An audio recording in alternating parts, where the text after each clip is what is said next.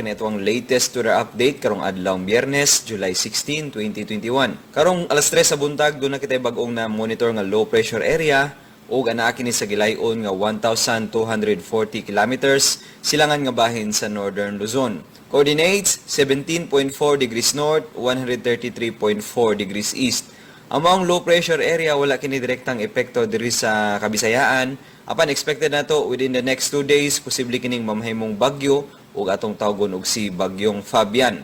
O posible pud na ma-enhance niya ato ang hanging habagat within the next few days. Sa atong forecast sa mosunod na 24 oras ang Metro Cebu, apil ng tibok Central ug Eastern Visayas, makasinati gihapon ni ining pagkamapanganuron ngadto na gid sa pagkamarag-umon sa kalangitan.